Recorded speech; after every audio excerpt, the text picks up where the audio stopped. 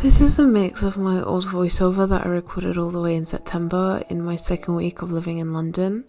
That was like 13 weeks ago. I was unfortunately procrastinating on all of my personal projects to concentrate on university. So I literally have nothing to prop my new microphone on, so I've just used like a box that I keep other stuff inside, and I use that to just hold my microphone up because I can't actually afford to buy like a microphone arm to put my microphone on, because there's specific ones that actually fit into the screw that is flush with the screw. But yeah, I'm going to talk about what it's like being in London so far. What I love the most about London probably is the feeling of being around so many creatives and other like-minded people who want to network and communicate and get to know one another. There are so many people that are unique here, and it's just amazing to be around. I love it. It's like really weird for me compared to South Yorkshire. It's very different. It's like, people are very unique and less conservative. I'm not saying people in South Yorkshire aren't conservative, but it's like I feel I can be myself and freely express myself here. And there's so many people like me that are here that like the arts, like animation, and also, not that I'm making this about race, but it feels like I can finally be myself around other people that are not afraid to voice their culture and don't hide it, because I know a lot of people don't feel confident sharing their culture, or anyway, in my experience of what I saw in South Yorkshire. So yeah, Yorkshire's still a good place, I won't lie to you. There's still so many amazing people. I know like London is just like a hub of creatives all being focused into one place, which is like really good and it's just amazing. But the journey here hasn't been completely like linear, which it never is, which is something that social media kind of makes you believe, that everyone's journey is kind of linear.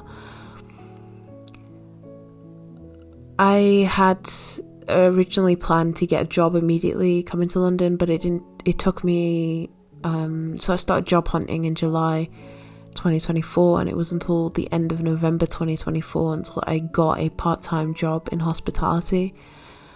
I guess it was a negative experience in a way, so I had multiple job interviews and it didn't go to plan, but now I finally got a job.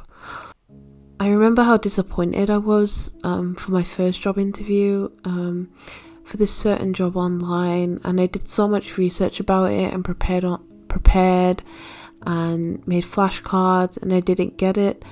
But I've learnt that rejection is redirection, basically.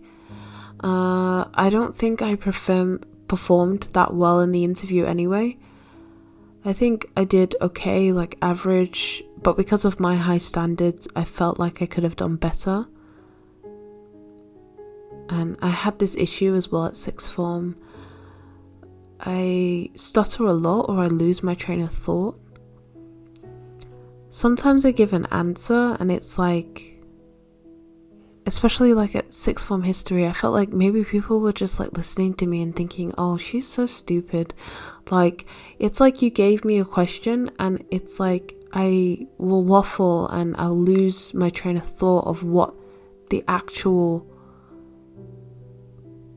was I answering in the first place. And I'm very self-aware of that, and I actually don't know what causes that for me.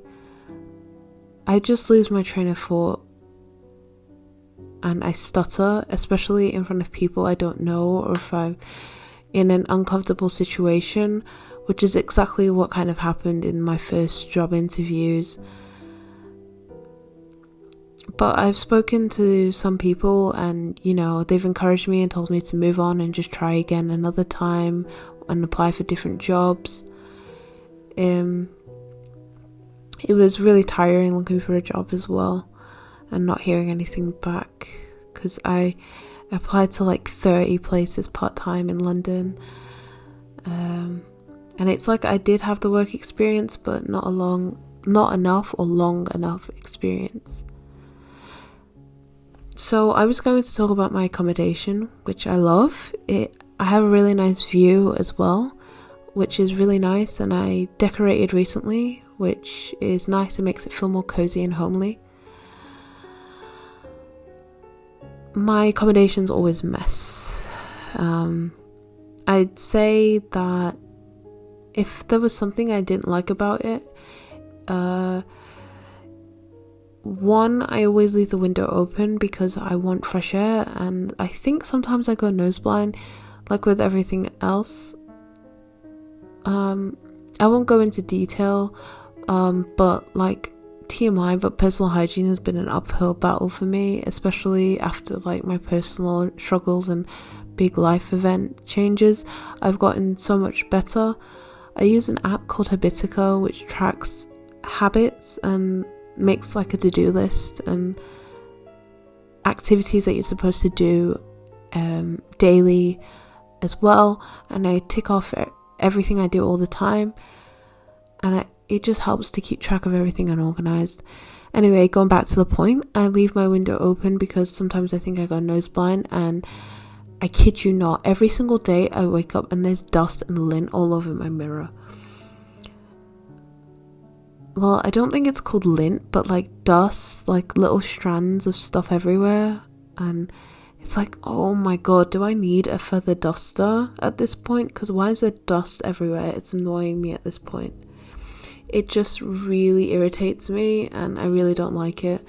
And yeah, the other thing that I didn't like about my accommodation was a lot of things were damaged when I arrived. So like my coat hooks were damaged. I thought they were supposed to look like that, but apparently not.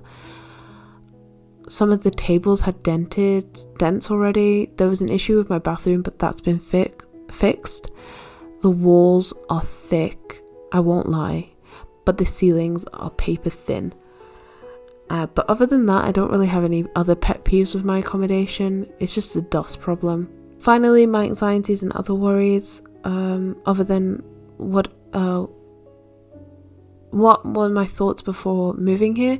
My most prominent worry wasn't actually passing my course, it was actually finances, because I've lived in the south before.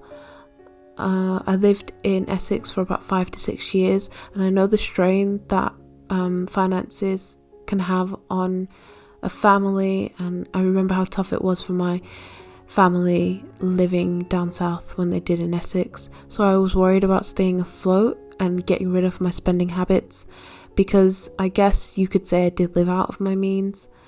I would just consume a lot of things, especially expensive gadgets, that just basic things and other items that I didn't need, and I was like neglecting buying basic items.